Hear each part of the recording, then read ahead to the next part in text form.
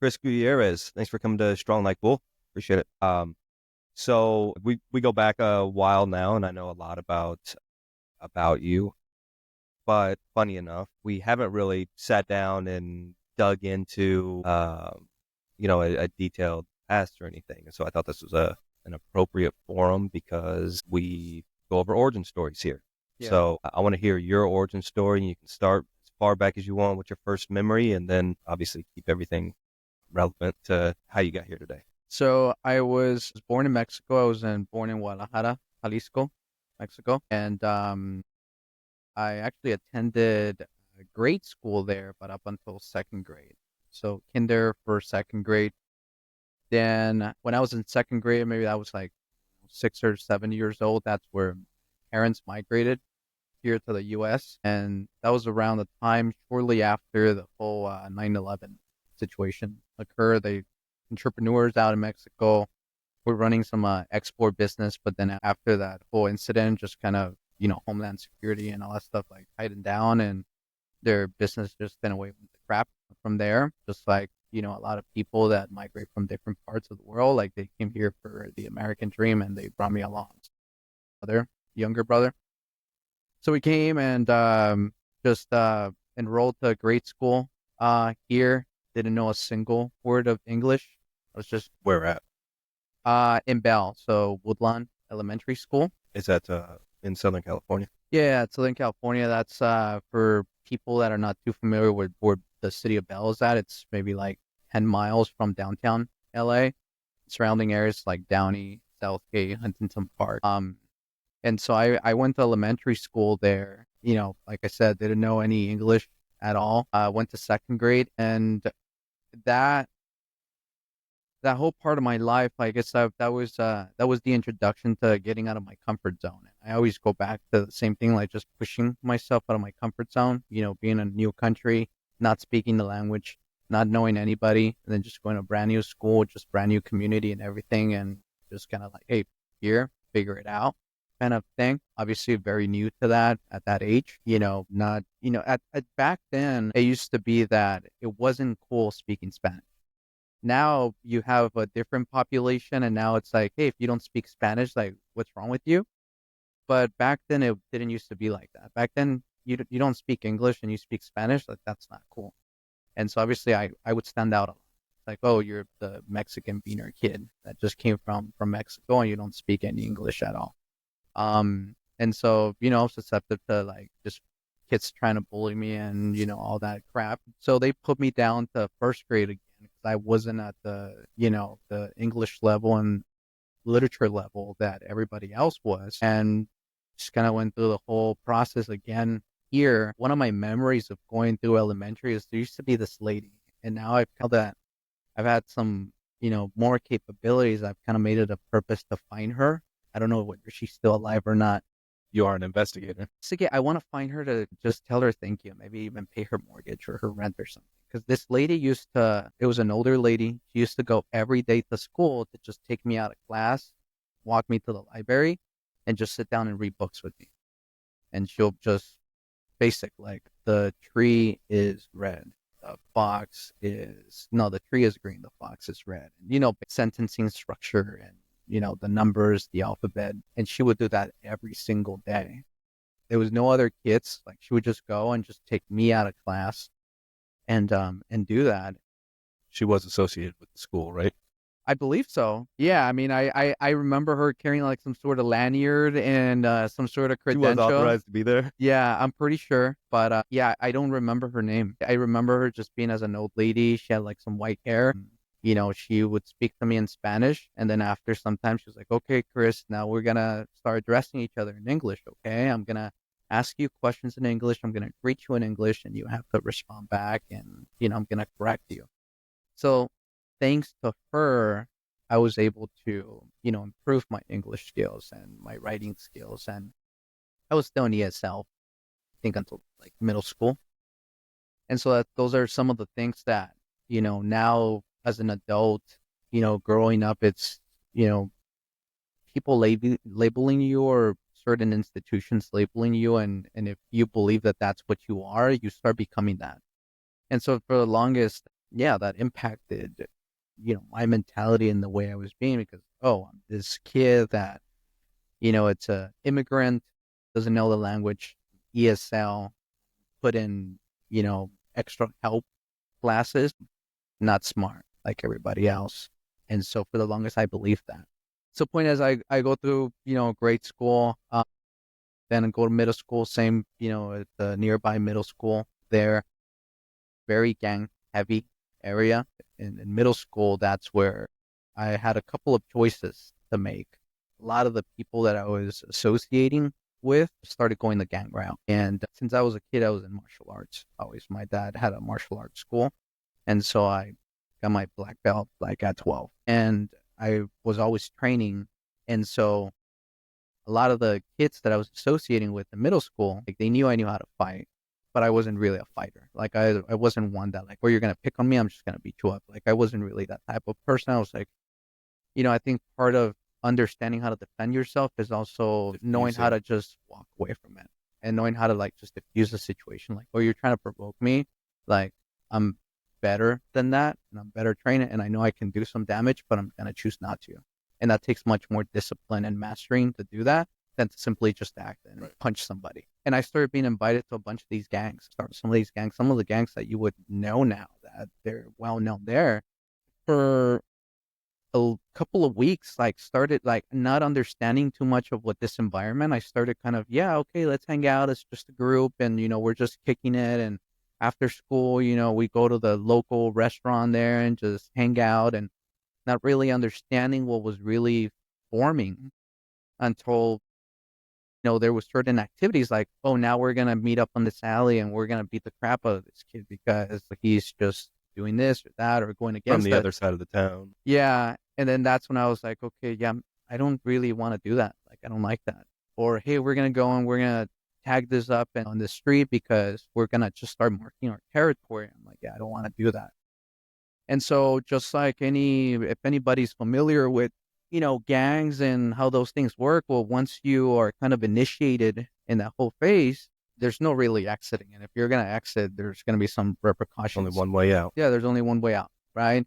And so, needless to say, like I had to find my way out. Like, oh, if you're gonna leave, well, then you're gonna have to get jumped by everybody. And so I just, had to go through that whole phase of doing that. But I chose at that point that I wasn't gonna be associated with that lifestyle. And it's like, okay, well, then what do I associate myself with? Like, it's just the whole process of like, as a teenager trying to find yourself and Belonging. what do you belong? What do you believe in? What do you want to do?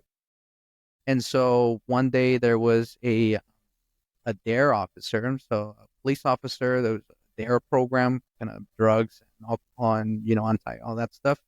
And he was giving a talk about how there was this cadet program and how you could get involved in that if you wanted to be involved in law enforcement. And so after he finished, kind of conversing with the class and sharing the details, I was the only one that walked out right behind him, and I said, "Hey, can I get more details? Like, how do I sign up with this?" And he was like, well, you can go to your local police department. Like, where do you live? Well, Bell has the largest, like, cadet explorer program that California has. Like, they have the largest post. So just go and just ask. And like, okay, well, then I had to, start getting a little bit uncomfortable and then share some information. I'm like, well, but then I'm not legally here. Like, well, I have like a visa, but I'm not born here. Like, is that gonna get in the way of me volunteering? I don't know. Just go talk to them. So it was something that I had asked my parents, like, hey, like there's this cadet program. Like, since I was a kid, I always had this like obsession with being a detective, like just investigating, and I wanted to do that. And so I asked them. I said, hey, this is what I want to get involved in. And they were like, well, I don't know. Like you got to remember that you're not born here and that, these kind of things could, cause some issues. So point is, I didn't listen to them. And one day after school, I just showed to the, I told them I was going to stay after school for some, extra work and things like that. And I just went to the police department and I just showed up and, everybody's there. And again, getting out of the comfort zone, right? So I showed up and just asked, hey, I want to join. Like, how do I join? Well, you gotta, come, 3 times and just observe, and if you really want to join after that, if you really want to get yourself into this, dude, then you sign up. But like at least come 3 times and just observe. And so I did that. I just go and just observe 3 times. Yeah, I want to sign up. So then I signed up. And as soon as I signed up, within 2 weeks, hey, you just signed up, and we're just gonna happen. We just happen to be sending a batch of new cadets to this academy, to this cadet academy. This is in high school or This is after high still school? in this is still in middle Middle school. school? This is still in middle school. Yeah, and so I was in 8th grade at the time. One of the things that I miss mentioning is that I obviously started in 6th grade, but I never went to 7th grade. I went to 8th grade because during testing, like somehow during the summer of like after 6th grade, the school called my mom and was like, "Hey, we noticed that he scored higher in this, topics, and he's at the level of an 8th grader. Which would be opposed to just put him in 8th grade instead of 7th grade?" And she was like, "I don't know. Let me ask him. Hey, do you want to go to 7th grade or do you want to go to 8th grade? You're going to middle school from being the new kid, and you can go to be now the senior kid. Yeah, I want to go to 8th grade. Okay." So then I went to 8th grade. Fine. My middle school was in your typical middle school. It was only 2 years. I never went to middle school for 3 years. But I guess it made up for the time when I, First grade. initially 1st grade where, I got flunked and pushed back. So yeah, I was still in 8th grade during that whole time. And that's when they offered like, "Hey, we can send you to this academy, and it's during summer." It was like 3 weeks, and you're basically like, they take you on, some of those sheriff buses, and you don't know where you're going. And once you get out of the door, like you're in the middle of nowhere, and would just pack the bag and like go. And you're pretty much for the next 3 weeks, you're going to get like 2 hours of sleep, and you're just going to be pushed to like physical and mental exhaustion. Crazy as an 8th grader? Yeah, as an 8th grade. Yeah. And obviously it's, No it's a way they trend. do that now. No, I think they still have a variation of that, but there definitely was. I I've seen some videos now, like some of the recent classes, and it's a little different Yeah. than it used to be. Funny So how things change now. Some of the stuff that we did when we were kids, like yeah, be on the 7 o'clock news, yeah, 6 o'clock I news. know, right? And so in a way, now looking back, I feel fortunate that I was living through a time where it was almost like as I was living, and then things were changing soon after I was doing them. And so it taught me how not to get shortcuts, how to just, if you want something, work hard for it. You're going to have to deal with the pain. You're going to have to be resilient, and you're really going to have to want it, because you get out of that door. I mean, they're incentivizing you to just ring a bell. It was this bell right there Quit. to quit. Yeah. Yeah. You ring the bell, you're done. That's what the SEALs do. Yeah. And that's how they handled it there. And they're pushing you to ring it every day. Yeah. Every They single try to day. talk you into it. Hey, Yeah. it's right there. It's Yeah, it's right right there. there. Just So ring. like, yeah, like for example, like, there'll be class time, but during class time you would be like falling asleep, because of just how physically and mentally exhausted you were. I mean, you were in shorts and a t-shirt with your last name. Everything needed to have your last name on it. So one of the first things that would happen is, you get off the bus, and it's kind of like when you go to boot camp. They'll grab your bag and they'll toss everything all over the place, and like, okay, now fund your stuff and work with everybody to like organize your stuff. And like, what do you mean that your stuff is not labeled? Now, thanks to you, everybody's going to start doing push-ups. And now you see your whole platoon that it's like, 40, 50 people, and everybody gets on their face. They start doing push-ups, and you get to stand in front of them, and you get to see them do push-ups while you're not doing push-ups. And then they drill in your head. You see, thanks to you, now they're going to suffer. Thank you, Gutierrez. Thank you for making us suffer. Thank you for doing this, right? And so it's just this mental, game. And you have to just, you have to take it in, and you have to adapt and overcome, right? You have to, okay, this was my fault. Make sure it doesn't happen again. And then your team, right? Like, hey, thanks, Gutierrez. Thanks to you, like we got to do push-ups, right? They start policing themselves a Yeah, little they start bit, policing, and everybody starts disciplining themselves. Right. Everybody starts holding each other accountable, because it's like, hey, you fuck up, we're gonna get it too, right? And so it was just 3 weeks of just that, just doing that. You're sleeping in bunkers, like in this cabin, and They'll go at 2, 3 in the morning with police sirens and everything, and they'll start screaming and waking you up. Get up, get up, get up, get up, get up, and run, run, run. And you have to run down the hill like 3 miles down to where the main base is at. And you're standing there at 3 in the morning, freezing cold mountains, and you're just standing at attention. And if you're shaking, instructors are speaking right next to you with this heavy, coffee, warm breath, and they're speaking right next to you, and they get really close to you, and they're like, "Hey, are you cold? You could just go to that belt right now and quit, and you get to go home, and you I'll get go up there with to, you. I'll go up there with you. It's right yeah, there. come on, come on, come on, go with me. I'll bring it with you. Come on, there's a warm shower waiting for you at home. That warm blanket. What are you doing here? Like, what do you want to be here?" And they're just keep doing that. Right? So that was a life changing process for Oh, me, I bet you learned more in those 3 weeks. As far as things that stuck with you for your whole life, for I sure. bet more came from those 3 weeks than 15 years of school Yeah, or 12 years of school. yeah, totally. I mean, so there's That should be mandatory, I think. Something like that. Maybe not that extreme, but it does need to be, you need to rattle your life a little bit. It needs to be different. It needs to be a little tougher. It needs to be, or a lot tougher even. Because, I mean, if you can handle that, you can handle pretty much anything that comes your way in a normal day to day, business or just life. Yeah, no, I agree, and I think that I think it's a failed system. I think there's something you're probably familiar with the term, the prison pipeline system, where certain schools or certain communities, there's a prison pipeline where you're just basically hamsters, just Feeder growing, school, just you're just feeding the system, and the system needs prisoners, the system needs janitors, the system needs labor, the general labor workforce, and so that's why they don't teach you how to do taxes, how to understand how to form a business, how to all these different structures that make the wealthy wealthy. Like, they don't teach you none of that stuff.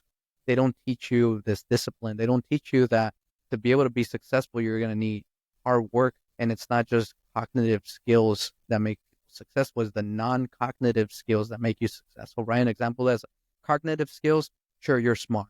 You remember stuff, you can pass tests, but that's not going to make you successful.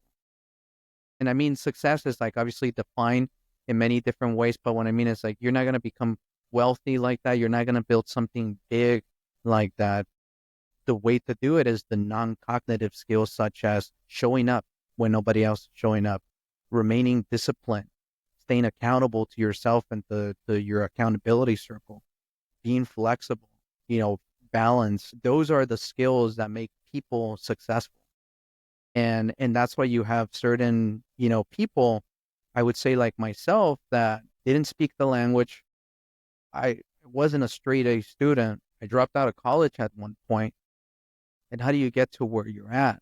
Well, so as long as you have a curious mind, and so as long as you're willing to be vulnerable, put yourself out of your comfort zone, you're willing to learn, understand that you don't know it all, but there's people and there's books and there's material out there that do have the information, and you can just get that information, and you just apply those non-cognitive skills of showing up, having some balance in your life, staying accountable, being flexible, being disciplined, waking up when nobody else is telling you to wake up, right? Like, those are things that will attribute to you becoming successful. And so, to go back to your question, yeah, I totally learned a lot of things on during those 3 weeks, and I continue to think back of that, of that experience, and I continue to have takeaways from it.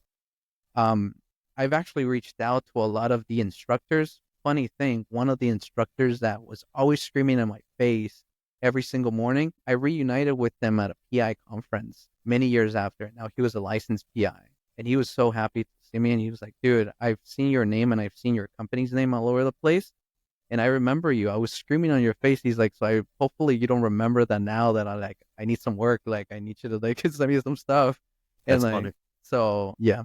Yeah, there might be some truth to what you were saying about just the schooling system in general. I mean, I can't think of one thing that I use that I learned in class. Now, there are things I learned during that time period of my life, especially with well, I think pretty much everything that I use today I learned in sports.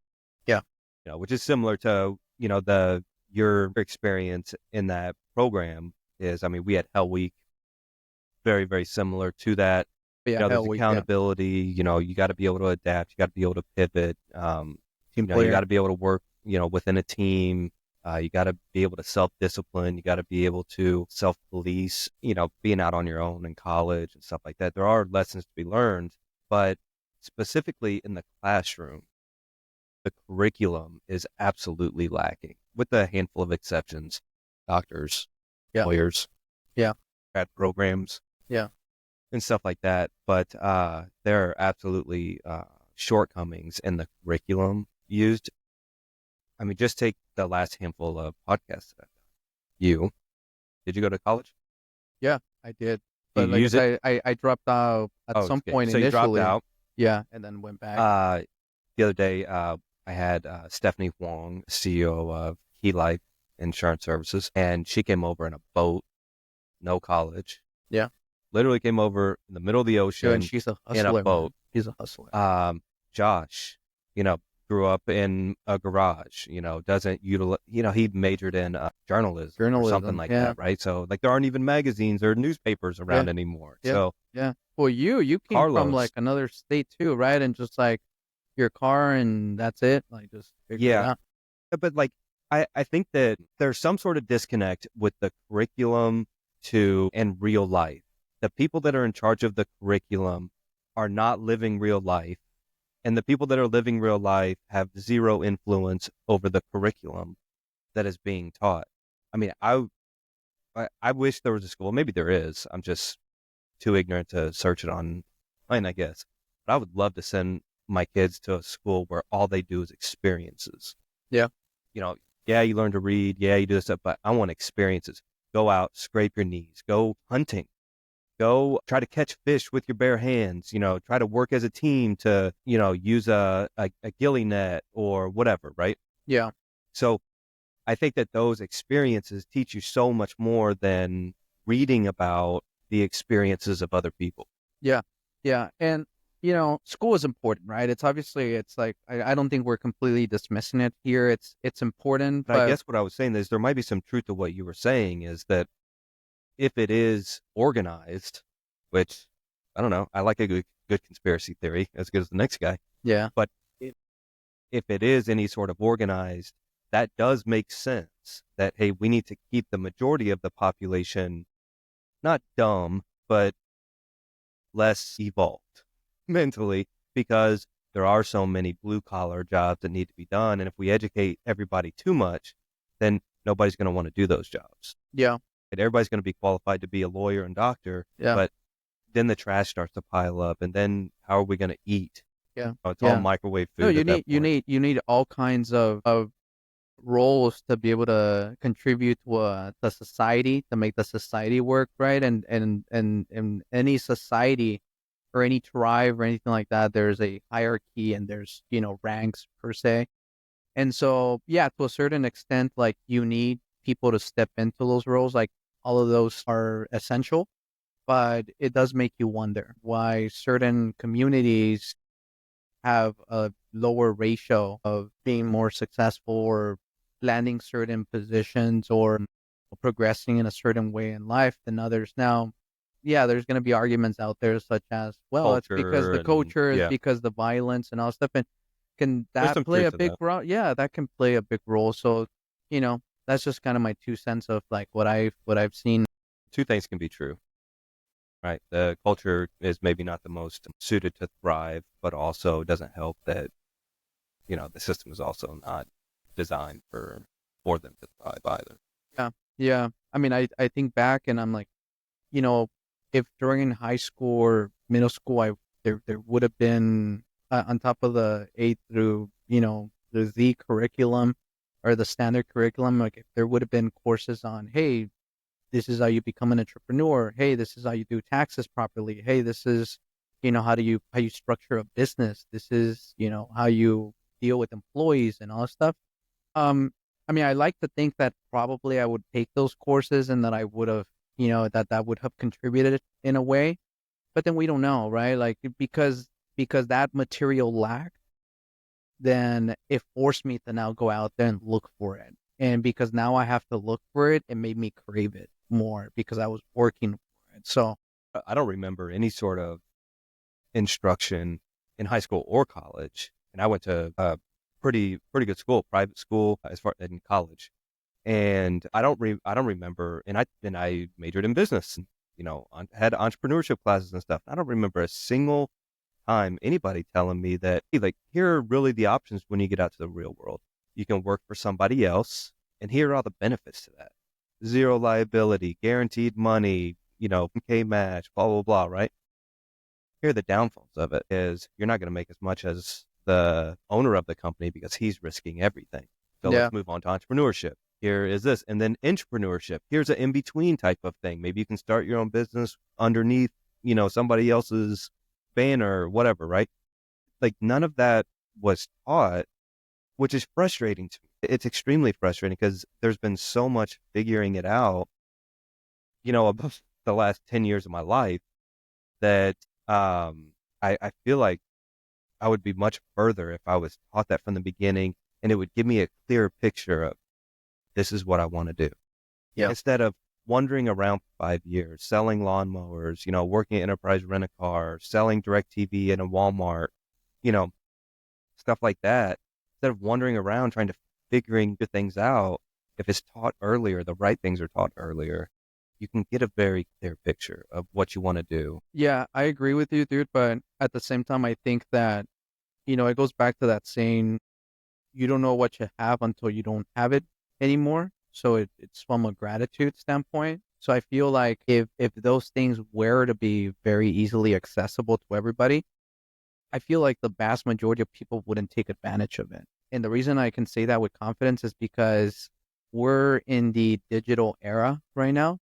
There's the YouTube University, right? You can Mm-hmm. go on YouTube and Yeah, there's so many I billionaires. double majored in YouTube. Dude, yeah, that's what I do, and I've learned so much stuff from there as well. Like there's billionaires, there's now you have access to all these people that are producing content, and you can sit there and you can listen to what they're saying. You can listen to their upbringings and how they handle stuff, and you still have people not doing it, and that is for free. And so it makes me wonder, well, what if this type of courses, this type of information was actually accessible in the school system? Would that really make a difference, for people's life? And it makes me skeptical that it would, because at the end of the day, it is accessible now, and people choose not to. Some do and some don't, and so I feel like what's more important on top of that is you just have to really want it. You have to really understand why you're doing what you're doing, and then everything else would just kind of unfold from there. There's this quote, I think I must have read it in a book or somewhere. It's like one of my favorite quotes of all time. It's like, "He who has a why to live for can bear anyhow." And I always stick to that quote, and I always go back, and even during tough times, I read it to myself. He who has a why to bear, he who has a why to live for, can bear anyhow. Because it means that, so as long as you have a vision, so as long as you have a purpose, you have a belief, you have a reason to do it, you just figure out how. You'll figure out the money portion, you'll figure out the infrastructure portion, you'll figure out the problem. You'll just figure it out, because what's bigger is the why. You'll And be able to take all the punches along yeah, the yeah, way you're gonna too. take all the punches. Is why do people go to war, and why people are willing to die in line in war? It's not because they are craving to get shot and be blown up, and that's why. No, it's they do it for love, right? Like they do it either for love for their country, love for their family. There's something deeper that is the why they're doing that, and that why allows people to really toughen up and just take all the bullets and take all the punches when you're in the front line and you're just taking it. And you fall down and you get up again and you like no arm and you like continue moving forward. Why? Because you understand why you're doing it, and there's that deeper emotional Duty or duty purpose or or purpose destiny, of why right? you're doing it. And so you're just, fuck everything else, I'm just gonna figure it out. Yeah, I always say there's two types of people. Well, I say it in two different respects. There's two types of people in this world. One that return the grocery carts and one that ones that The don't. don't. Yeah. For the longest, I was the guy that did not Oh, okay. return the grocery carts, and I admit that. I would just walk out and I was that person that just would throw it there, or even blocking a parking spot.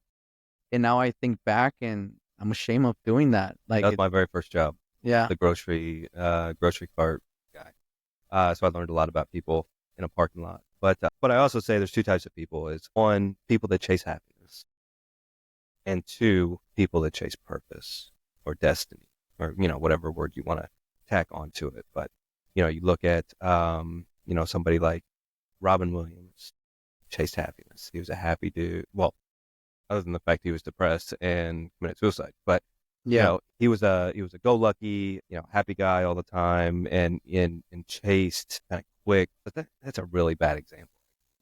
Um, people in your life hmm that want to be happy, right? They want the quick satisfaction. The other type of people, like Keeley's from Troy, do you think that he cared about being happy? No, because he had a destiny he knew he needed to fulfill, or a purpose that he was eager to participate in.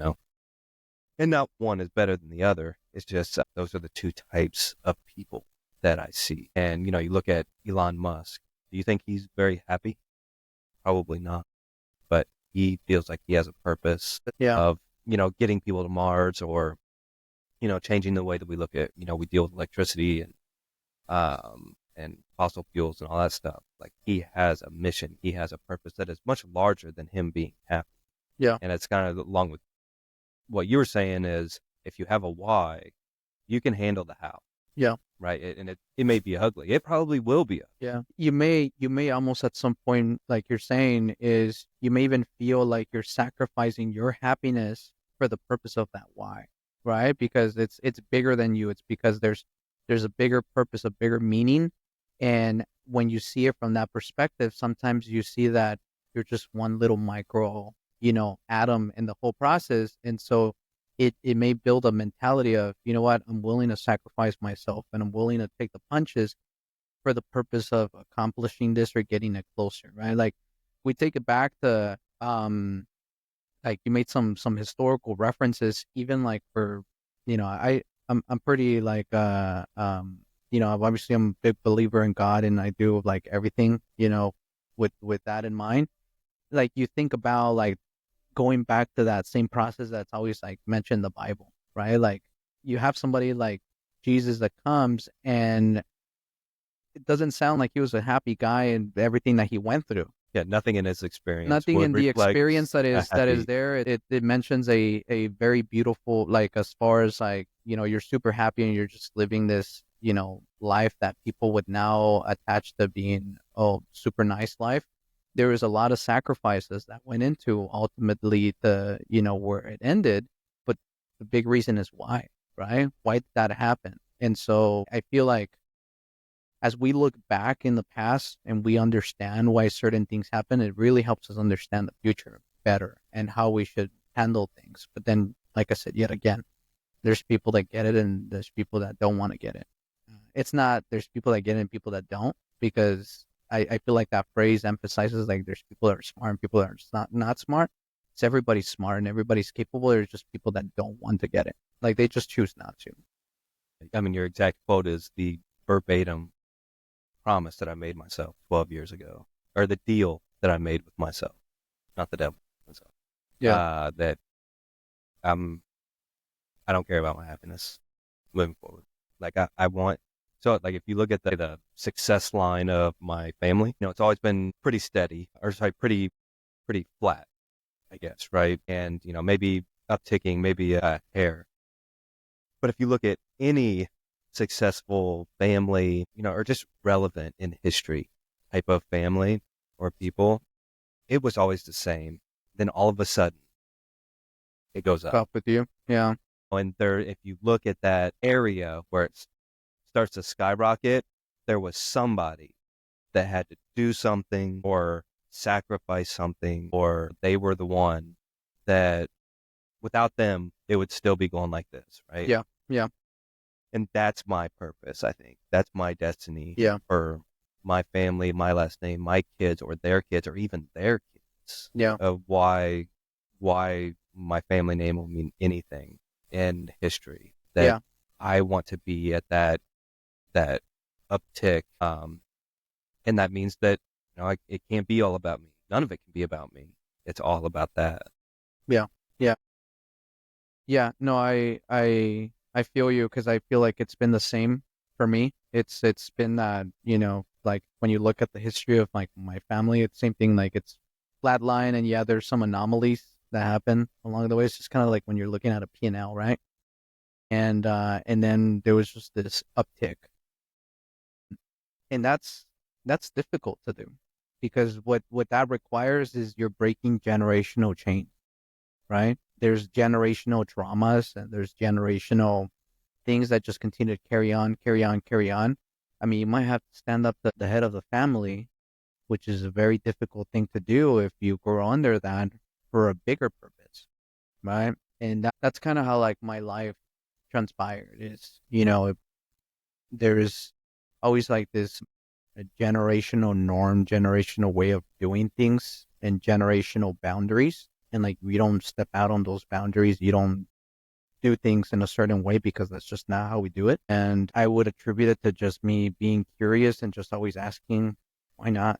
Like, why can't we just do it different? Like, who says that we can't? And that was challenging. I started going through that phase as part of my teenage years, and after I kind of went through this, boot camp per se, and I started learning that most people in the world only feed their body, but there's three components that you must feed. You must feed your mind, your body, and your spirit. And I started really understanding that, and I started really becoming more aligned as a person and understanding how I can transform myself to then do things that I haven't done before, because that's I feel like one of the first steps, right? Like everybody out there talks about how they want to do things that have never been done before, or how they want to do challenging things. But how do you want to do them if you continue to be the same person? You need to transform yourself first before you transform your life. And I look back and I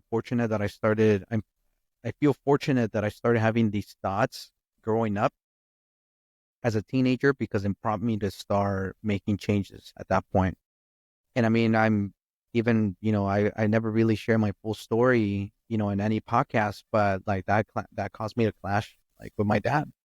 And to this point, like we unfortunately don't talk, and I love him, and I look back, and to some point, like once we stopped talking, like I felt a lot of like betrayal. I felt a lot of like, like just how does your a parent can react like that? How do they do that to their, to their son?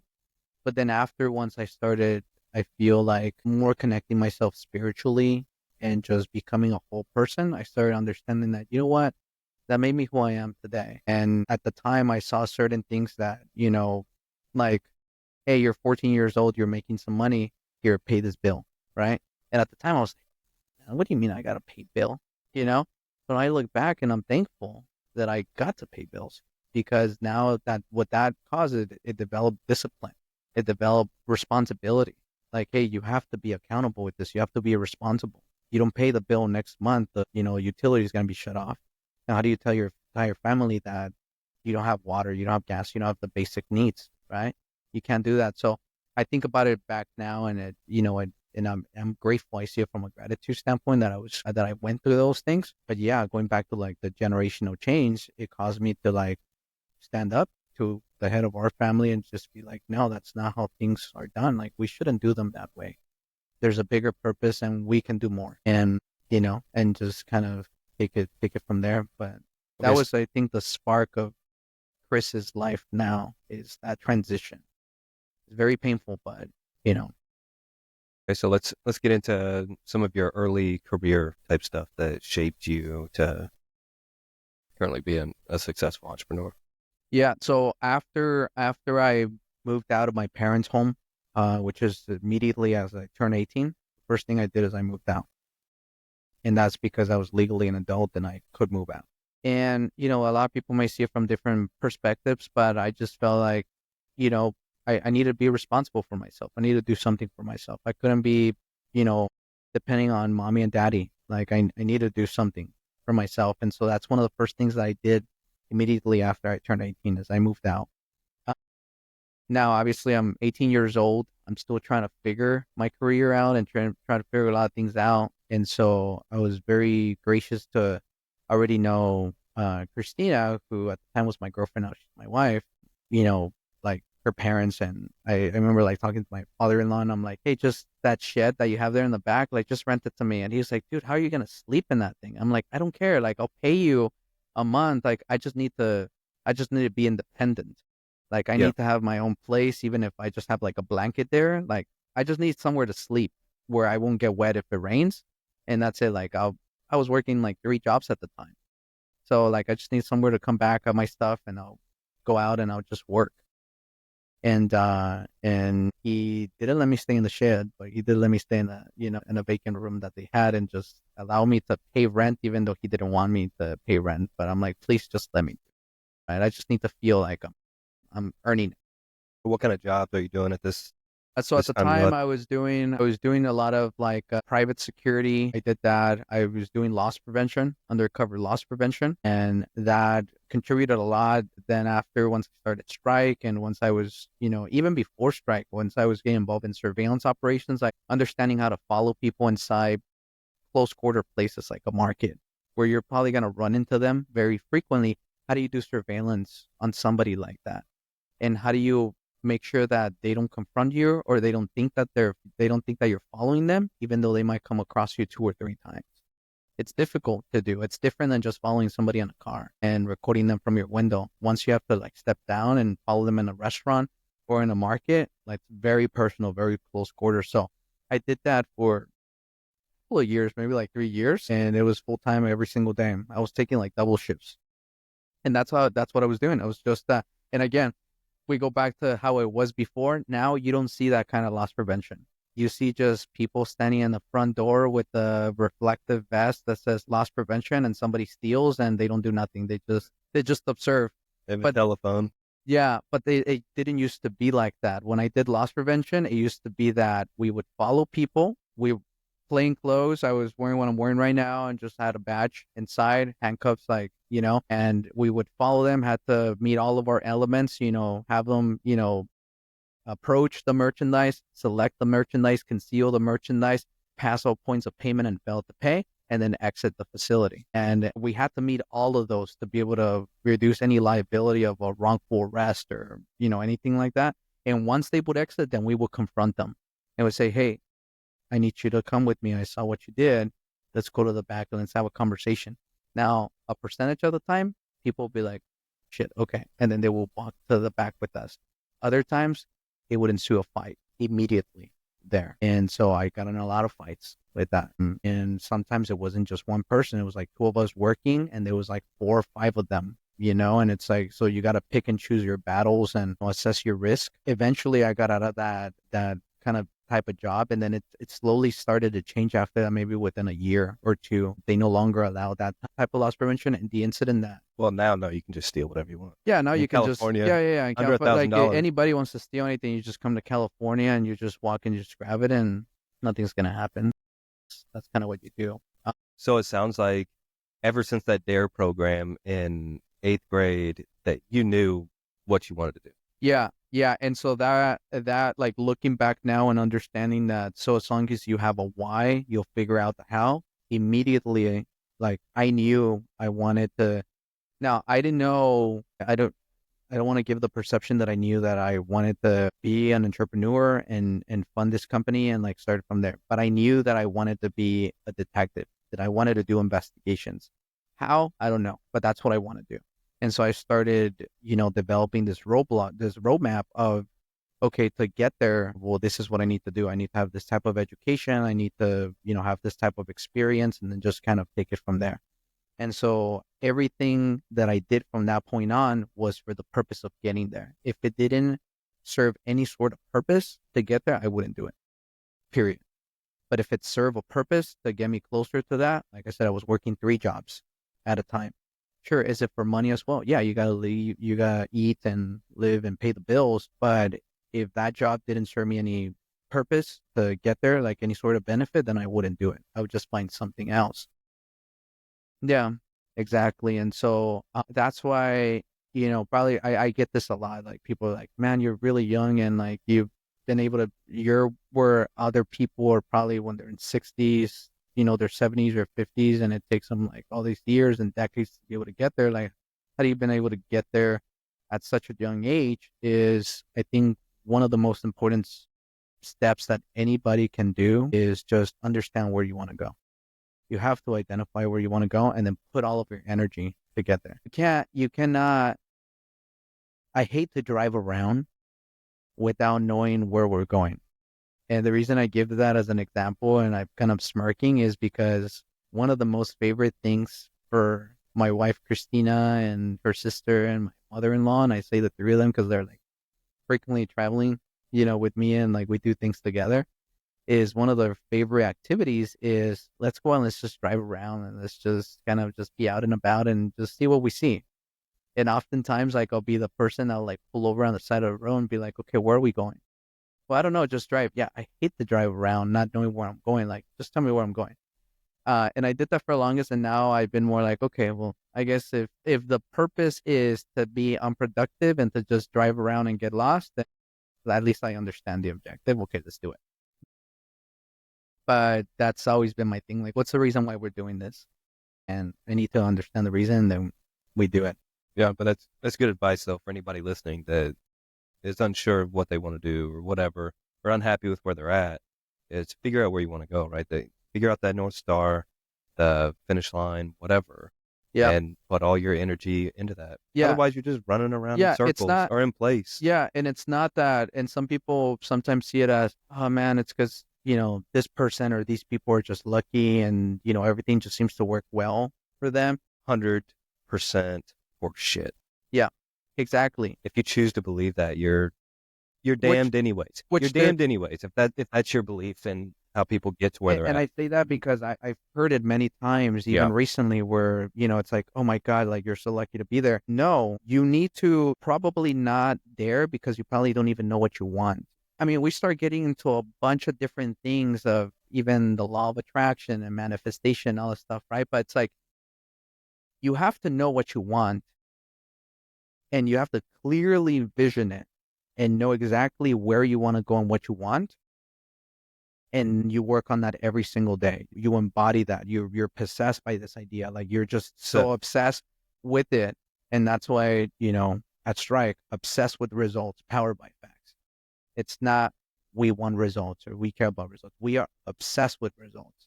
Because if there's somebody that comes to our team and they're not obsessed with results, they don't belong in our team. We want people that are obsessed because that's the mentality that we breed. And that's the mentality that gets you to success. You need to be obsessed. And so that's what makes the difference is identify where you want to go and then be obsessed with getting there. And everything else will just unfold from there. And that's what really changed things for me is early on identifying where I wanted to go and understanding there were going to be obstacles, not being born in this country, there being some sort of maybe some issue with me being able to go through the academy or things like that. Things that probably people wouldn't even think about. The only thing that gets in the way is that you're not born in this country, right? Like most people wouldn't even think of that, but that was my issue. So that's where I was able to turn around and then see things from gratitude. Like sometimes you think that you have the biggest problems in the world and you really don't. And so you need to be able to step back and just take a breath, see things from a 30,000 foot perspective, right? Yeah. And just take a look at things, identify what is the issue, what is holding me back, and how the fuck am I going to overcome this? It's not if I can, it's I am going to overcome it. It's not a matter of if, it's a matter of when. I'm going to do it. And if you become that resilient and if you become just that invested in your idea, then you just do it. You literally get everything else that's out of your way and you just continue pushing forward. Like you do that. And then it's just a lot of different processes that, obviously like it would take hours to talk about every single step that, makes somebody successful. But those I think are the main two things. It's identify your why, like where are you going? And then just be super obsessed with the idea of getting there. And then everything else would just pretty much, you'll figure out everything else.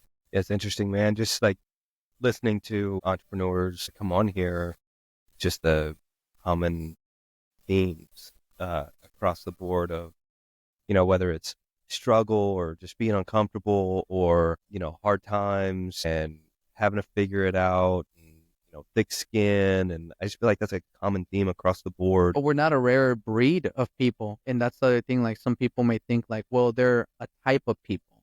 We're not a type of people. We made ourselves like that, right? It's that transformation process that I talked about. It's like you want to do things that have not been done before. You want to push boundaries. You want to push status quos. You want to push certain, lines. Then you have to transform yourself. And you have to, part of that, yeah, you're going to have to be confident of who you are and your beliefs, so that when the rest of the room tells you that you're wrong and that your belief is impossible, you're the only person that stands up and says, no, it is possible, right? And you make everybody repeat that it's possible, it's possible, it's possible, until everybody starts believing that it's possible, and then you lead your team in that direction. They all look at you. They look at you. You're the leader, right? You're the model. And if you as a leader and as the model of this direction, you stumble, you have doubt in that vision, everybody else is going to have doubt. So across all of the organizations, leadership is the most important thing. Like when you see a company suffering, that's because of the leadership. When you see a company not doing financially well, that is because of the leadership. When there's, catastrophes like the fires and things are just going sideways, that is because of the leadership. You can blame everybody else all day. You can blame ex-employee. You can blame this. You can blame that. When things are under your command and you are the leader, it is your responsibility. And you must take accountability. You must accept what the mistakes were, and then you learn from it. That's what separates the doers versus the ones that don't, is accepting the mistakes, right? Watching everybody do push-ups in front of you and them saying, thank you, Gutierrez, for fucking up.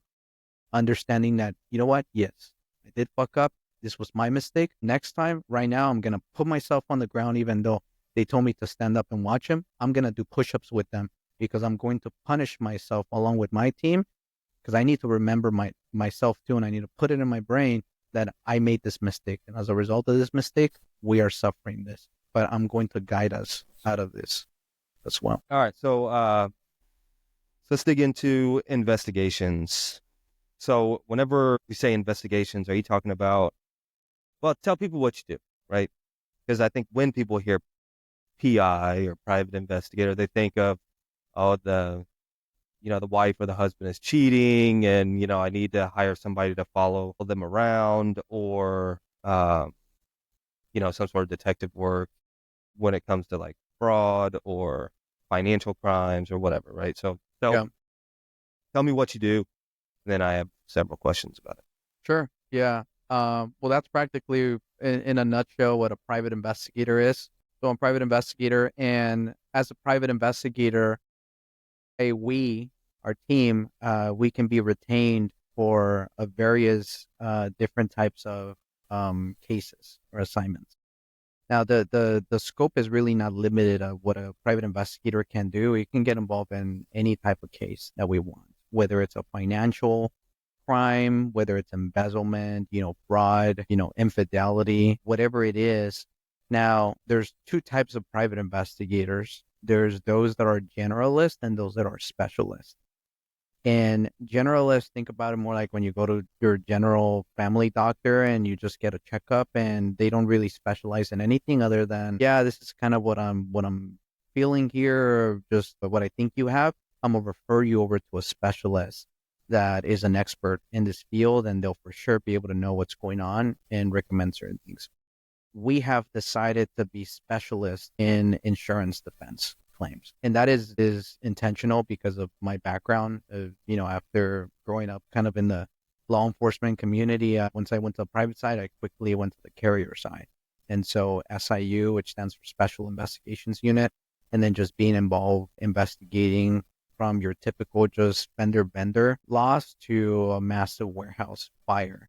And so that's why we're niched in insurance defense. And that is anything from personal auto, commercial auto, workers' comp. It's a heavy type of business that we do, but we also do personal injury, which arises from auto claims, general liability, some property stuff and subrogation. So anything really that encompasses claims, that's what we do. Which is, so as an investigator, which is the most fun?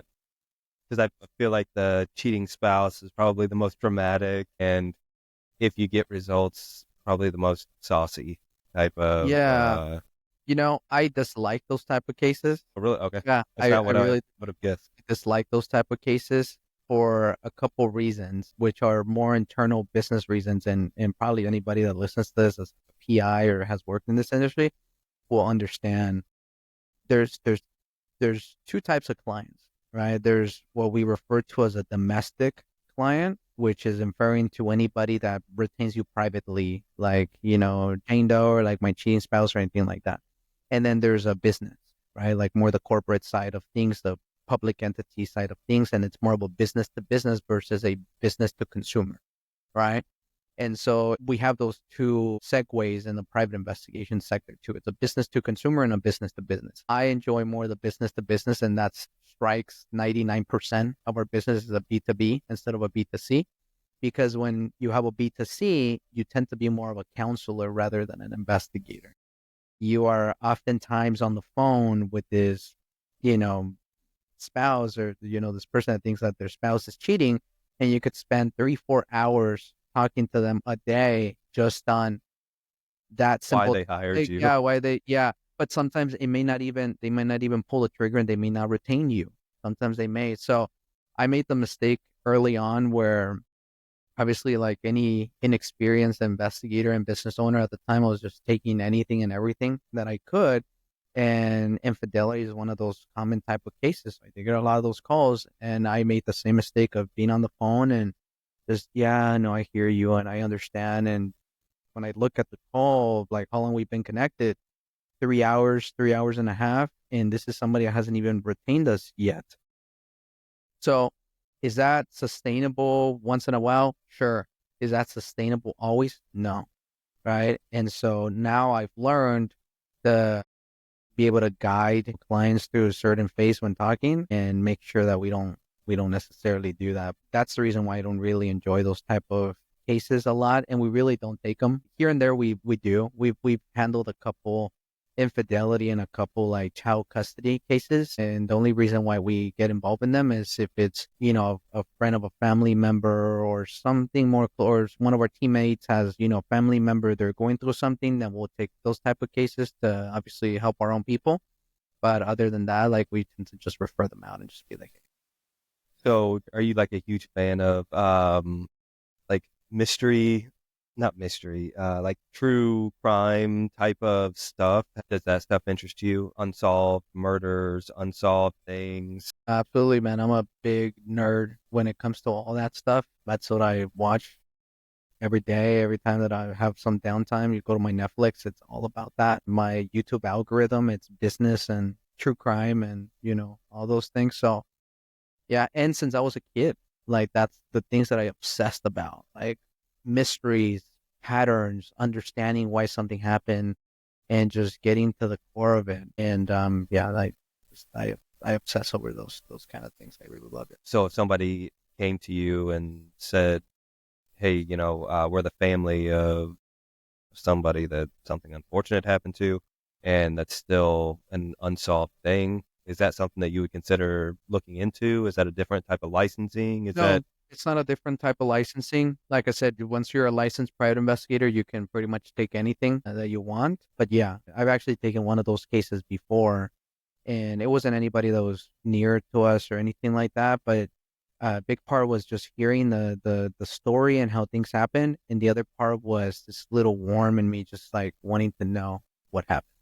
Like it just triggered me, like I want to get to the bottom. yeah? Because I mean, you look at like the what was it, John Benet Ramsey, and like the movie Gone Baby Gone, or is that what it's called? I think it's Gone Baby Gone. Mystic River, like there's all these. The family always seems to not trust, the cops are doing, what they need to be doing, or they're just stretched thin, and they always hire somebody, a PI to look into things. Well, and that has a lot of truth behind it. A lot has to do with how vested you are in the case, right? It's kind of like on the insurance side of things where you go to a carrier and the carrier is just going to assign your claim to be investigated by just the firm that is their preferred vendor, but you've never met this firm, you have no contact with them, you have no communication with them other than maybe you might learn what the final outcome was, and that's it. They may not be vested in your best interest and they don't even know you, right? So it just becomes a standard process. The same thing applies to these type of cases. Is the reality is the police department may not be vested. They may be stretched too thin. They may not have the resources. Yet they also don't want you to be looking into their case, Yeah, right? yeah, That's a naturally combative type yeah, of yeah, exactly. Yeah. position. It's a various factors, but what's usually most of the time truth is how vested you are in the case. Because we've seen certain type of situations that get a lot of media attention that get solved quickly, right? And then you wonder, is it really because you don't want to solve the other case, or what's the deal here? Well, the ones that have media attention tend to get solved quickly. Why? Because they're under the eye. Probably get the chief of police that's talking to a detective every other Going day for and saying, reelection.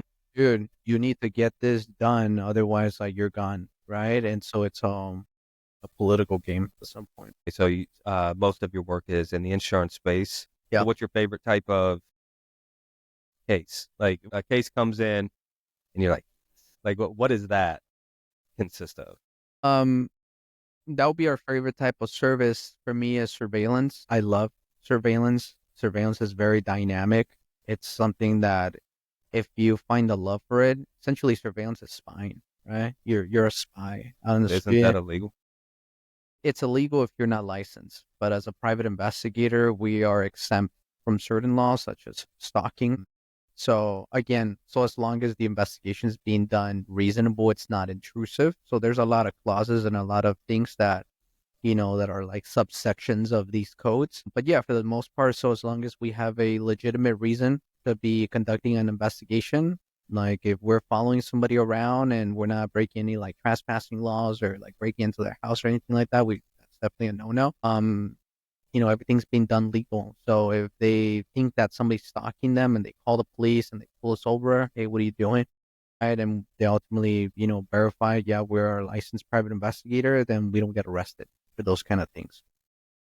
But Are there any other perks like traffic violations or parking restrictions or anything like? Do you get no, any I other perks wish. like that? Oh, I wish. No, we're not exempt by all means from any laws. Just like police officers are not exempt from the law. I mean, let's say if a police officer wants to break a traffic, code or wants to commit a traffic violation, they have to have a legitimate business purpose, right? Hmm. For example, responding to an emergency, and if they have to they have to respond to an emergency, then the vehicle code says they need to have lights and sirens activated. If they don't have that activated, then they're breaking the vehicle code as well. But that's why they're allowed to drive 100 miles an hour. Exactly. So no, we're not exempt from those kind of things. So occasionally, like we'll get pulled over, or like we may get like warnings for like tinted windows, right? Because that's another thing of like conducting surveillance is our vehicles need to be tinted to be able to conceal, whoever's inside the vehicle. And that's for good reasons. If you have somebody in a neighborhood and there's a car just parked there and you see that there's this guy or this girl just sitting there for long hours, that's going to create some sort of panic, some sort of tension in the neighborhood. And you ultimately don't want that, right? And so because we want to, again, we need to be able to inject ourselves into a particular situation or environment without anybody detecting that we're there, then we need to draw the least amount of attention to us. That means the type of vehicle that we're driving, how the vehicle is equipped, all the sorts of things. But yeah, no, I wish we were exempt from, driving fast, but we're not, and we have to obey all traffic laws and everything. But, you know, So you guys are following people with cameras, video, yeah, or just like still? Do you guys do any still images no, we extract still images from the from video video? for the purpose of putting it on a report, and clients can see that. But yeah, everything's video documentation. When it comes to like insurance claims and injury type of claims, it's standard practice. You're documenting with video because you want to see the range of motion of this person. You want to see if they're bending. What are they doing? Their facial expressions too, right? Are they bending and they're making any expressions that would indicate that they're in pain, discomfort?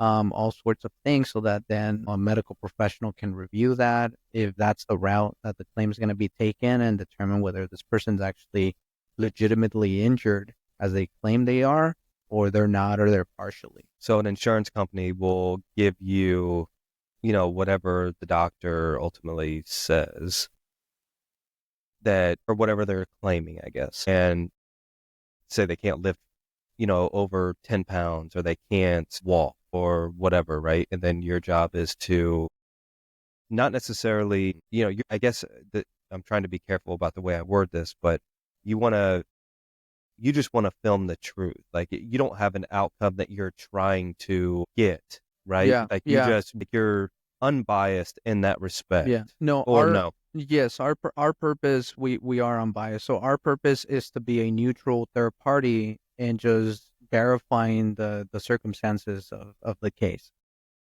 Even though let's say it's the insurance company, it's the employer, it's the public entity, whatever it is that is retaining us, and they're the ones, paying us, or is the insurance company paying, we're not gonna ultimately get some type of evidence just to please them.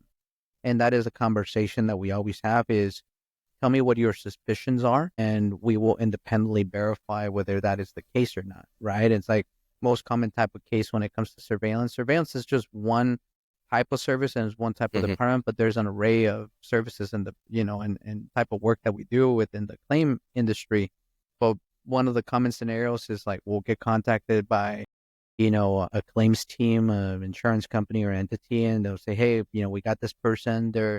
Let's say it's a workers' compensation case. This employee claimed they're injured. It was an unwitnessed injury. All of a sudden, they just said that they had a back injury. We don't really believe it, and if nobody else believes it, they've been out of work for 6 months, and they just don't seem to get better. They continue to go back to the doctor, and as a matter of fact, they seem to be getting worse. How would somebody get worse just by resting at home? You should only get better. You shouldn't get worse unless you're doing something to exacerbate Yeah. that injury, right? Yeah, so obviously, so there's always maybe valid suspicion, and before even contacting you, Yeah. but you very well could confirm what they're saying as well. That hey, like this person says they can't use their left leg, and we followed them for 3 days, and they didn't use their left leg. Yeah. They went to 4 or Absolutely. 5 different places Yeah. on crutches or in a wheelchair or whatever. And that happens a lot of time where we'll engage in surveillance, not in every single file, but I would say maybe, you know, 10-15% of the cases that we get involved in. Because the reason why that percentage is low, maybe more like 10% of the time that it actually like confirms that this person is actually injured. It's not that 10% is not amounting for all claims out there. It's only amounting for the claims that come to us. And once a claim come to us, there's already a level of suspicion. There's already certain red flags that triggered, and most of the time there's valid reason, right? There's valid things there, and so that's why 70-80% of the time people are actually doing stuff they're not supposed to be doing, but that's because of the means and the way that this referral came over to us. But there is about like a 10% of the time where, yeah, we're doing surveillance and they totally are, they seem hurt as they claim they're hurt, and their patterns and their lifestyle and everything just seems to support what they're claiming. And then we turn around, we just share that with our clients and be like, hey, look, it seems like they are hurt. So, so this was completely foreign to me before I got into the insurance space, and I was blown away at the amount of abuse in the system. Yeah. Absolutely blown away. I didn't even know it was a thing. Yeah. Why do you think it is so rampant, especially in California, of people taking advantage of the system? Is it because of their financial situation where, they want to get paid through workers' compensation, being injured on one job, getting paid to not have to do that job anymore, and then going to get another job and like trying to double dip essentially? Or like, what is the driving motivation? Is it laziness? Just, hey, I don't want to go to work, but I still want to get paid. Like people wanting their cake and eating it too. Like, what is the driving motivation of uh, people taking advantage of the system? I don't want to quite throw the fraud word out, but that's what it is. In the real world, that's what I call it. Like Yeah. that is fraud. If you're lying, you're cheating, that is fraudulent. Yeah. It comes down to a lot of things, but I've narrowed it down to greed.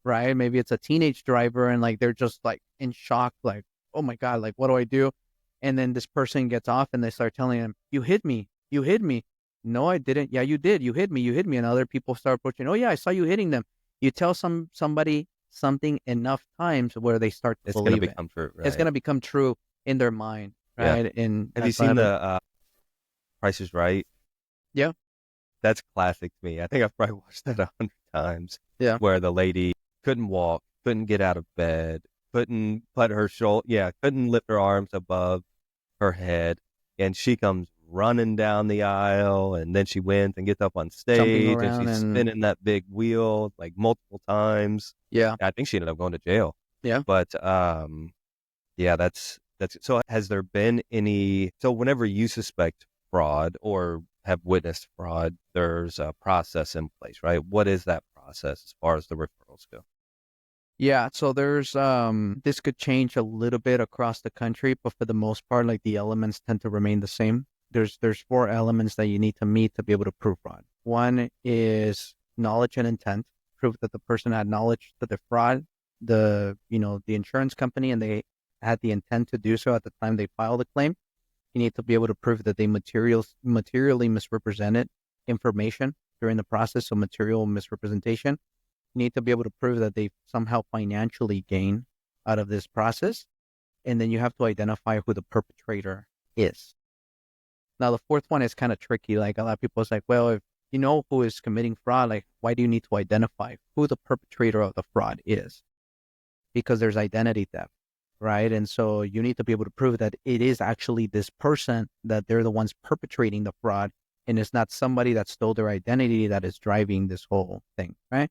And I'm glad that's there because it somehow protects them as well. Make sure that, they don't get wrongfully convicted of one of these things. But that's usually kind of those are the elements that need to be met. And so, we talk about surveillance. That's one of the type of services that gets people very driven. It's like, oh, heck yeah, like we got this person up on the roof and we got them, working and changing roof panels and all sorts of things.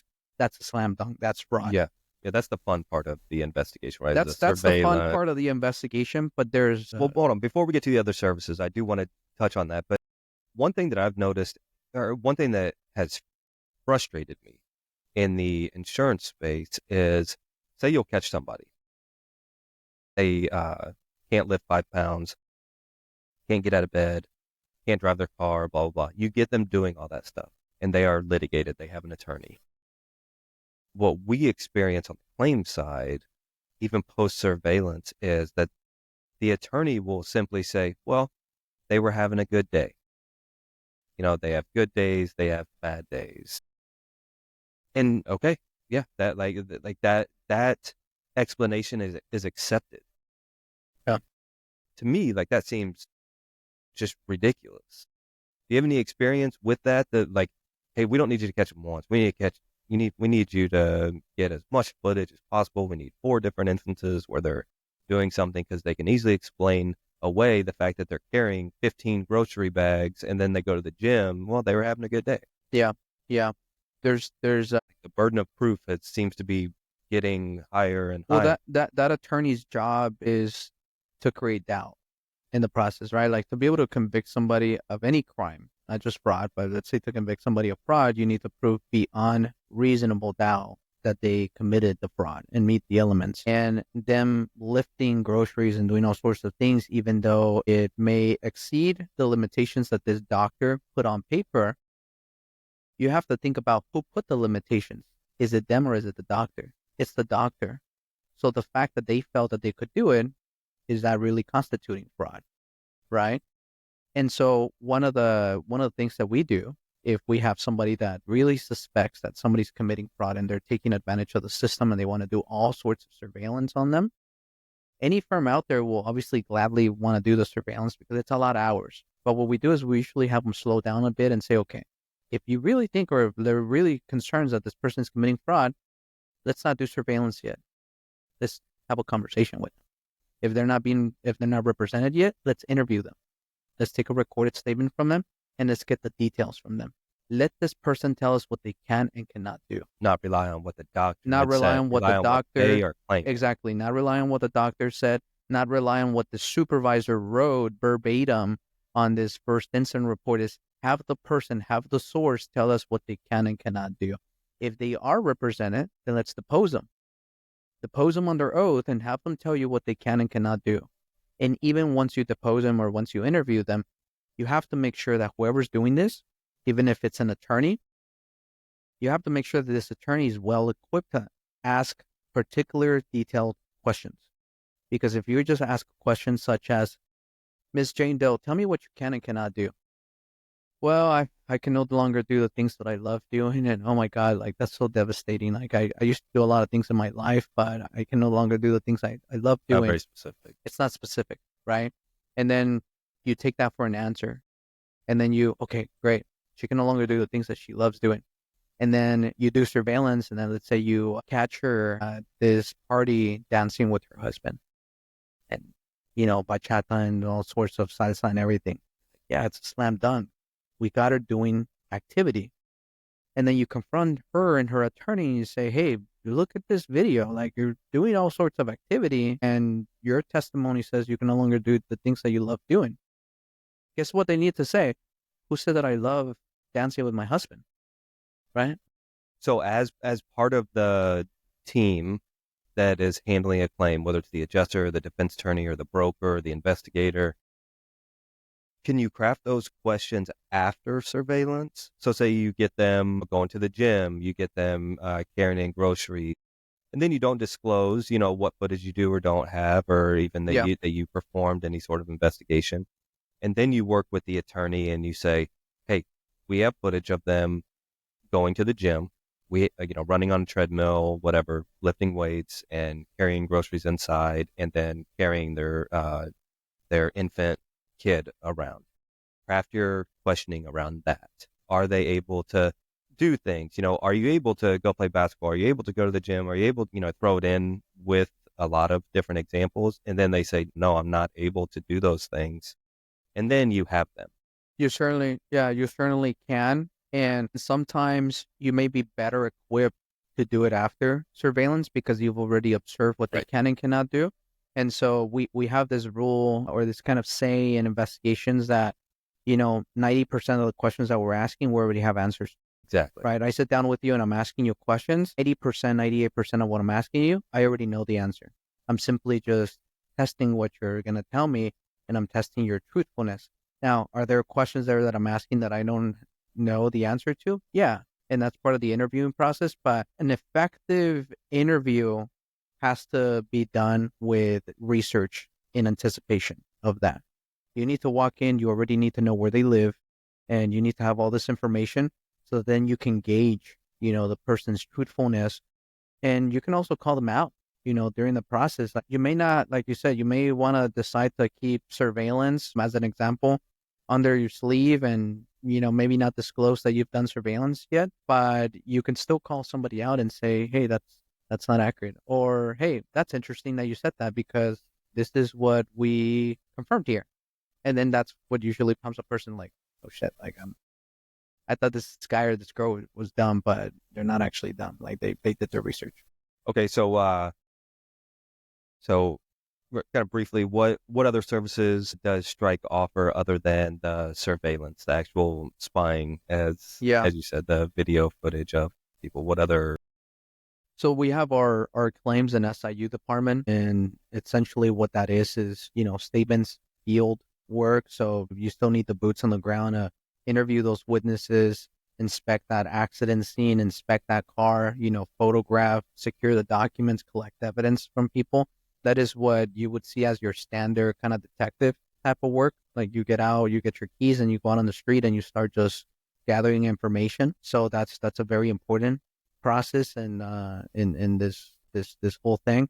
And then we have our intelligence department, which essentially is background, social media. So whether we're just doing an isolated background or a social media check on somebody, nowadays, like a lot of people are online, right? So that has been more prevalent nowadays where like it's more frequent that clients reach out, and insurance companies like, hey, we want to know what this person is doing on social media, and sometimes it's even done before surveillance. It's, hey, let's see what we're dealing with. And then we have our medical canvassing department, which is basically locating medical treatment, pre-existing treatment, where are the records at? That's obviously important in the process, like especially on injury claims. You have somebody that's coming to you and they want to pin 100% of a back injury on you, right? But then you find out that, a couple months before the date of loss or the date of injury, they were already going and getting Norco for their back, or like ibuprofen or some sort of medical treatment or physical therapy. And that can directly apportion a claim. Like, it mitigates the value. It may even allow you to deny the claim in its entirety, depending on the facts, right? Like, if there's no medical evidence or nothing that supports this claim that's being arose to you, but everything else is basically from the prior one, like, you may even be able to deny the claim. So Right. So it's not always people exaggerating how bad they are hurt or if they're able to go back to work or not. It's how it's the injury it's happened exaggerating in their medical history too, or just how it happened, right? I or mean, they how it could have been happened. playing soccer on the weekends and twisted their ankle. Then they get to work and they're like, "Man, I really can't work because I twisted So my ankle, but I don't have health insurance or I can't afford a day off or, whatever," so right? I'll give you an example. So we had a case last year, like mid last year, and this was a police detective for one of our city clients. Obviously, I'm not going to mention their name or any details, but this was a police detective that basically claimed that he injured his forearm while working out at the city gym. Now, police officers and firefighters, to a certain extent, like, depending on the city, like, they get paid to exercise. They get paid to stay fit. And so some of those injuries, like, may be compensable most of the time if he actually got injured at the gym. And so one of our investigators went out and interviewed him. And obviously, initially everything is consistent with what, he reported. Oh, yeah, based on his statement. Yeah, I was at the gym and, on this day, and I was lifting some weights and I felt my forearm, pull, and, I can't really move my arm anymore. It was one question that our investigator posed at the end of the interview that changed the entire dynamic of the case. And the question was, during the process, we're going to be reviewing your medical history and your medical records. Is there anything that is going to come up there that I should be aware of that you haven't disclosed to me yet? And what that causes, it created doubt in the detective's mind.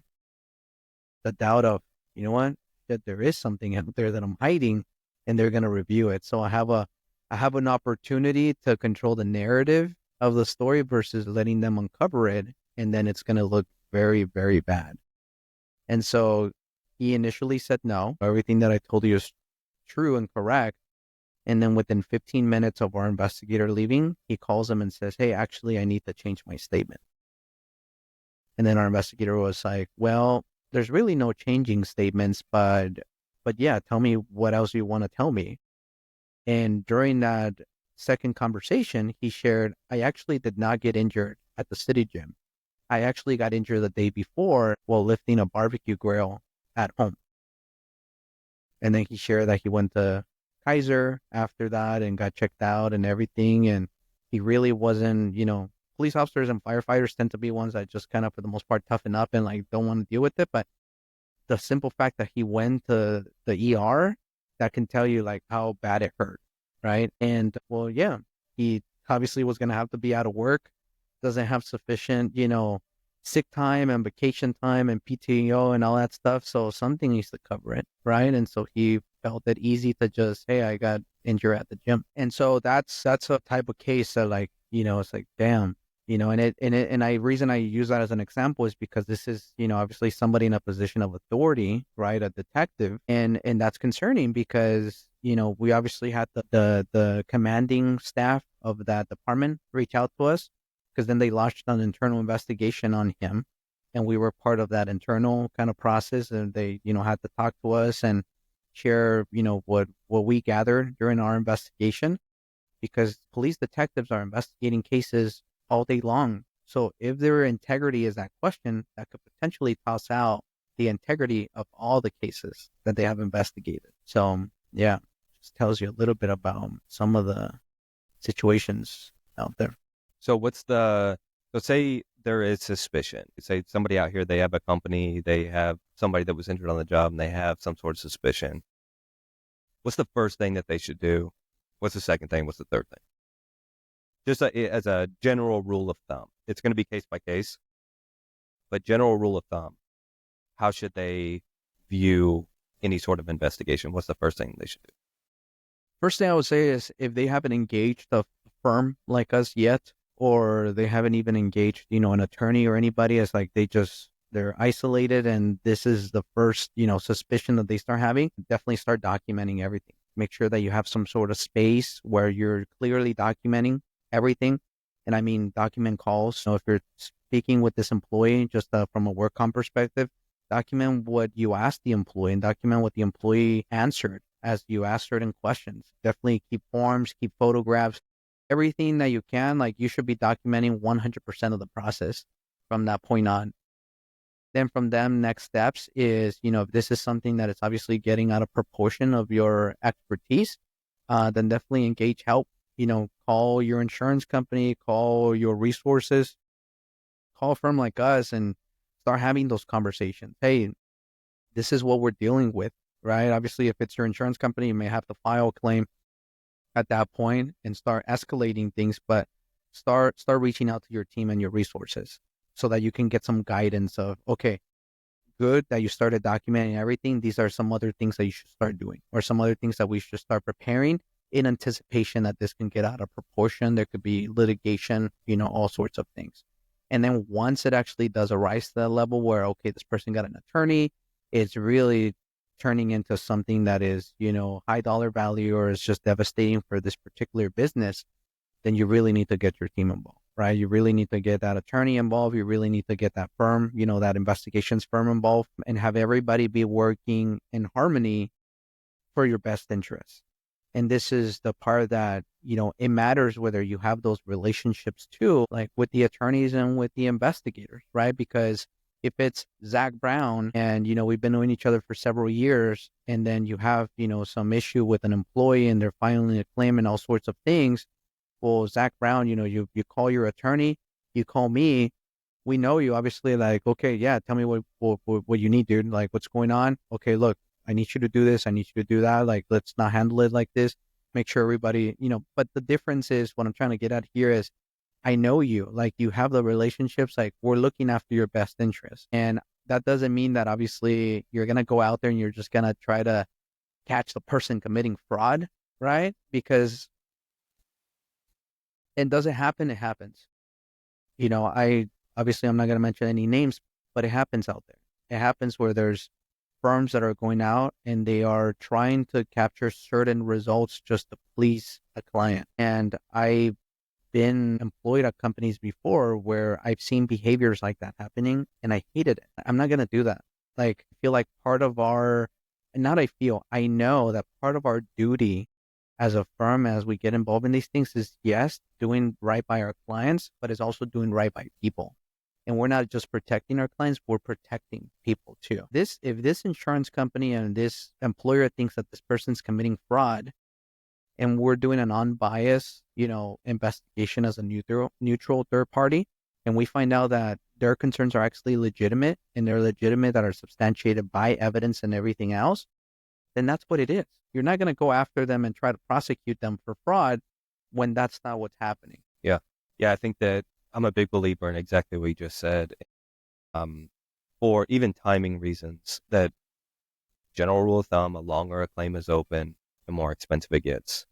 And so if you use somebody that you're comfortable with, already knows what you want, how you want it, when you want it, type of deal, you completely eliminate the learning curve, the days or the weeks it takes to get comfortable with somebody. Even having like the setup process, sorry to interrupt you, like just simply having somebody already retained. Like there's that process too that nobody usually talks about. But if you're retaining an attorney, you're retaining an investigations firm. It's not just, hey dude, here's a text message, go do surveillance on this person. Wait a second. We had There's to have rates to agree with. yeah, There's we have a contracts to retainer sign. agreement for the like. Let's just say like forget about the whole like collecting a fee retainer, but like there's documentation that we need to have in between, just like when you retain an attorney to make sure that we are legally doing this for you, that we understand the objective, and that we also consult you on the legalities of it. Right? Can we do this? Can we not do it? What are the limitations that we should keep in mind so we don't arise additional liabilities that we shouldn't? You know, Yeah, no, I agree. And using a team and not a kind of a garage sale of vendors randomly, yeah, the team will always have better results long term, absolutely. over a long period of time. Okay, so if anybody needs any sort of investigation, whether it's surveillance, medical canvas, AOE, COE, social media checks, background checks, how do they get a hold of you? What's the easiest way to reach out and say, hey, look, I had this going on, can you walk me through the steps of, getting you guys set up with my carrier, getting you set up on my self-insured account or whatever. Yeah. But I want to give you guys a shot because I like what you said. How do they get a hold of Yeah, our website is always a good resource. So www.strikeinv.com. That's STRYKEINV as in Victor.com. They can, book a free consultation there. They can always call the office as well or my work cell 949-289-6204. Or they can email me as well, Chris, CHRIS at strikeinv.com. And yeah, we'll sit down, we'll have a conversation. We're very big on roundtabling stuff and just kind of getting creative. So while the services that we talked about and they're the core or kind of the general services, we love outside the box things. So like when we get a client and they have something particular that it's normally not seen, those are the kind of stuff that we nerd on, and it just it gets us really hyped up. Yeah, I see all over social media. So LinkedIn, they can message you guys on LinkedIn, yeah, LinkedIn. Chris Gutierrez. I'm there. Like I said, that's my cell number. You can just call, text, and that's usually. But any of those platforms, I mean, they'll get to me quickly. Well, thanks, dude. I think you have a pretty cool story, and I respect anybody that's able to make that jump and be an entrepreneur. That's a very risky day in your life that you decide to not work for somebody else and to make that jump. And then even after that, if you have any sort of success, I think that that's something to write home about Yeah. because there are a lot of people that do make that jump and it doesn't work out. So I'm rooting for you. I hope you do really well.